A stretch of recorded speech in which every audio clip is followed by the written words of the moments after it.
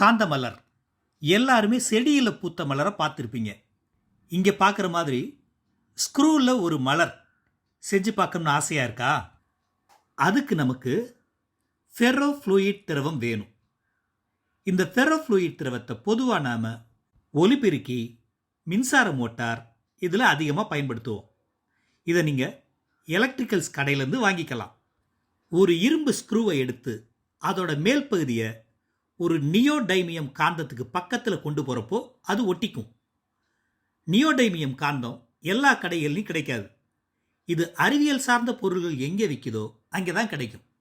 இந்த காந்தத்தோடு சேர்ந்த ஸ்க்ரூவை செங்குத்தாக நிற்க வச்சு அது மேலே இந்த ஃபெரோஃப்ளூயிட் திரவத்தை சொட்டு சொட்டாக விடலாம்.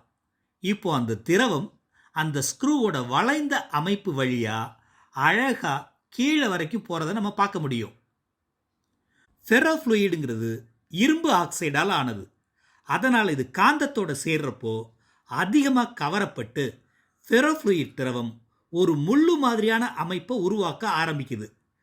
ஸ்க்ரூவோட மேலையும் கீழையும் இந்த மாதிரி நிறைய முள்ளு மாதிரியான அமைப்புகள் உருவாகி அது பார்க்கறதுக்கு ஒரு அழகான பூ மாதிரி நமக்கு தெரியுது. இந்த திரவம் ஸ்க்ரூவை நாம் திருப்புறப்போ அதோட சேர்ந்து அழகா அதுவும் திரும்பும்.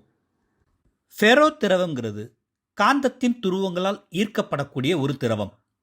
அதை காந்தம் வழியாக பாய செய்கிறப்போ அது காந்தப்புலத்தின் திசையில் ஒருங்கமைந்து நிற்கும். வலிமையான காந்தப்புலத்திற்கு இங்கு நியோடைமியம் காந்தத்தை பயன்படுத்துகிறோம்.